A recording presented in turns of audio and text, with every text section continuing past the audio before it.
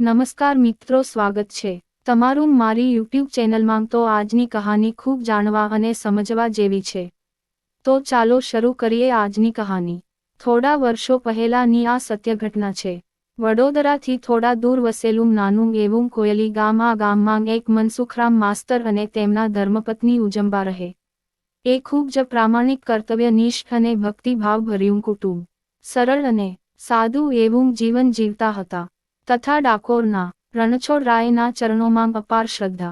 દર પૂનમે વડોદરાથી ટ્રેનમાં ડાકોર જાય અને વર્ષોથી નિયમિત પૂનમો ભરે। અને વ્યવસાય મનસુખરામ કોયલીની નાની એવી સરકારી સ્કૂલમાં માસ્તર મનસુખરામ પોતાનું કાર્ય દિલથી કરે।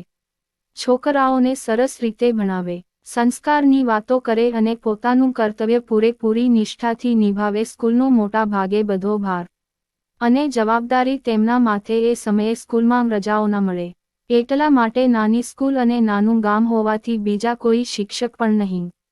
છોકરાઓને પ્રાર્થના કરાવવાથી માંડીને હાજરી લેવાનું અને ભણાવવાનું આ તમામ કામ મનસુખરામ પોતે જ કરતા। શરૂઆતમાં મનસુખરામને આ બધું ગમે, પણ મનમાં એક જ વસ્તુ ખટકે કે ડાકોર પૂનમ ભરવી કેવી રીતે? રણછોડરાયના દર્શન કર્યા વગર હૈયું જાલ્યું ન રહે। પણ કહેવાય છે ને કે ફક્ત ભગવાનને દર્શને જેટલું વધુ જાય છે, એટલું જ ભગવાન પણ તેમના ભક્તોને એટલું જ ધ્યાન રાખે છે। ત્યારે જ મનસુખ રામને કુદરતી રીતે જ રસ્તો નીકળી ગયો। પૂનમના દિવસે મનસુખરામ માસ્તર સવારે વહેલા ટ્રેનમાં જઈને બપોરે 3-4 વાગ્યા સુધીમાં પાછા આવી જાય। સ્કૂલનો સમય બપોર વાગ્યાનો વર્ગની હાજરી લેવાનું કાર્ય તેમજ પ્રાર્થના વગેરે વર્ગનો મોનિટર સાંભળી લે છે। આ મહિને એકાદ વાર પૂનમનો દિવસ હોમવર્ક અને બીજી પ્રવૃત્તિઓમાં નીકળી જાય છે।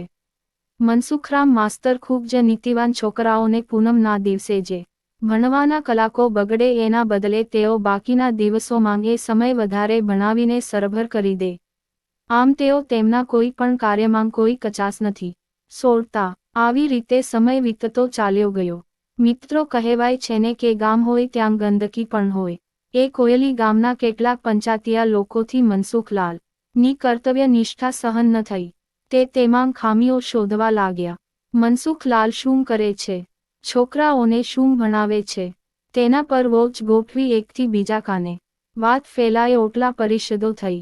મનસુખલાલ માસ્તર બરાબર ભણાવતા નથી, માટે તાલુકાના સરકારી સ્કૂલોના અધિકારીઓને અરજી કરવી છે, એવું ગામના બધા લોકોએ નક્કી કર્યું અને કાગળ તૈયાર કર્યો। બધા સહીઓ કરી અને સરકારશ્રીને રવાના કર્યા। તાલુકા લેવલના અધિકારીશ્રીએ તપાસ માટે પોતે જાતે સ્કૂલની વિઝિટ લેવાનું નક્કી કર્યું। બપોરનો સમય, સ્કૂલ ચાલુ થવાની તૈયારી, અને આ બાજુ અધિકારીઓ પહેલા કાનભેરની કરનાઓને સાથે લઈને શાળાએ પહોંચ્યા અને મનસુખરામ માસ્તરને કહ્યું કે તમારી વિરુદ્ધ આ ગામના લોકોની ફરિયાદ છે કે તમે વિદ્યાર્થીઓને બરાબર ભણાવતા નથી। આથી અમારે તમારું કડક ચેકિંગ કરવું છે। માસ્તર તો નમ્રતાની મૂર્તિ હતા।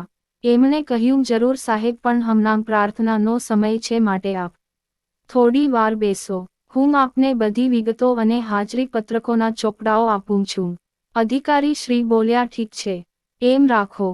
આમ કહી બધા પ્રાર્થનાઓમાં સાથે બેઠા। એ પછી માસ્તરે ધૂન ગાવાનું શરૂ કર્યું।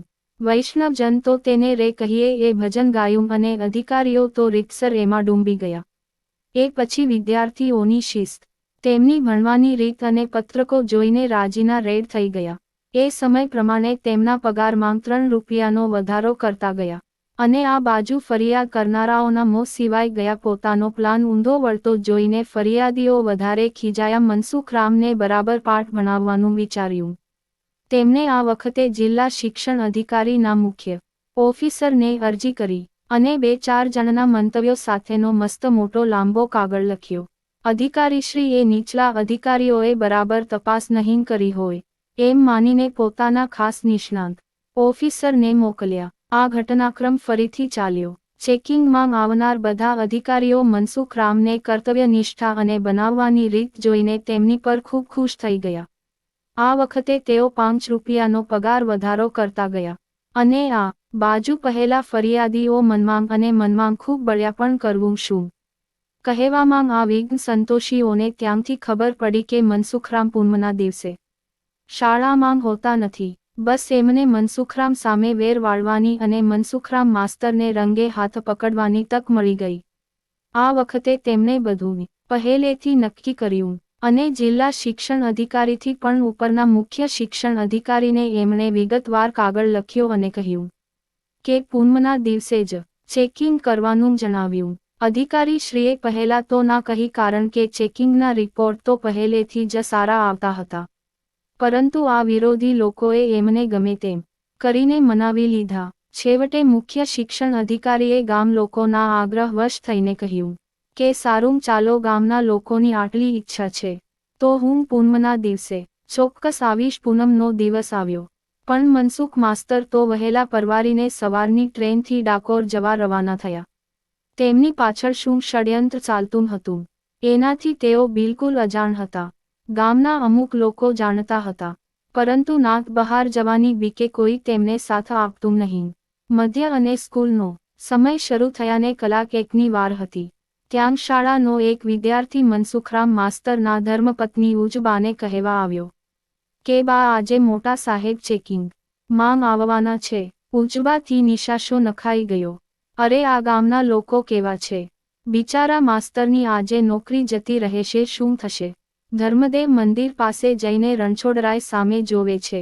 ચાલો, પ્રસાદીનો ખોળો પાથર્યો અને આંતરસ્વરે અને દીન ભાવે ડાકોરનાથને પુકાર્યા. બીજી બાજુ અધિકારીઓ નિયત કરેલા સમય પહેલા ફરિયાદીઓને લઈને ગામવાળાઓની ઘરે પહોંચ્યા. ચા પાણી અને નાસ્તો કર્યા. સ્કૂલનો સમય થયો જાણીને સ્કૂલ તરફ જવા માટે સહુ ભેગા થઈને સાથે નીકળ્યા. અને ત્યાં તો ડાકોરમાં રણછોડરાય ધ્રુજિયા ભક્ત વત્સલ ભગવાનથી રહેવાયું નહીં. અને એમણે મનસુખરામ માસ્તરનું રૂપ ધારણ કર્યું. ખાદીના કપડાં, પગમાં ચંપલ અને ખેસ, આખા અખિલ બ્રહ્માંડના નાયક પરમાત્મા પરબ્રહ્મ આજે મનસુખરામ માસ્તરનું રૂપ લઈને જ્યારે એ શાળા પાસે અધિકારીઓ પહોંચે એ પહેલા પહોંચી ગયા. આ બાજુ ડાકોરમાં મનસુખરામ માસ્તર દર્શન ખુલી જાય એટલે પગે લાગ્યા. પણ એમને આજે મૂર્તિમાં તેજ દેખાયો નહીં. મૂર્તિ ખૂબ જ નિર્જીવ અને પ્રાણવિહીન લાગી. તેમને પૂજારીઓને પૂછ્યું, કેમ, આજે શું થયું છે? ભગવાન આટલા ચિંતિત અને તેજવિહીન કેમ દેખાય છે? પૂજારીઓએ કહ્યું, ખબર નહીં, અમને પણ આજે પહેલી વાર જ આવો અનુભવ થાય છે. આટલા વર્ષો અમે પ્રભુની સેવા કરી, પરંતુ આટલા તેજ પ્રભુ ક્યારે દેખાયા નથી. સ્કૂલનો સમય થયો, છોકરાઓને માસ્તર આવ્યા. એમ જાણીને થયું કે આજે માસ્તરને પૂનમ ભરવા કદાચ નહીં જવાનું હોય. એટલે એ તો પ્રાર્થના માટે તૈયાર થઈ ગયા. એટલામાં અધિકારીઓ સ્કૂલમાં પ્રવેશ્યા. આજે મનસુખરામ માસ્તરના રૂપમાં રહેલા ભગવાને અને અધિકારીઓને પ્રણામ કર્યા.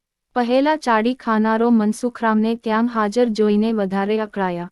નક્કી આ માસ્તરને કોઈએ અધિકારીઓ આવવાના છે એમ કહી દીધું લાગે છે, પણ તોય આજે એને છોડીશું નહીં. ક્ષણભર તો અધિકારીઓ માસ્તરના ચહેરાને જોતા જ રહ્યા. તેમને તો ન વર્ણવાય એવા અસ્પંદનો ઉપયોગ કરવા લાગ્યા. મનસુખરામે કહ્યું, મોટા સાહેબ, હમણાં પ્રાર્થનાનો સમય છે, માટે આપ થોડી વાર બિરાજો. હું આપને બધી વિગતો જણાવું છું.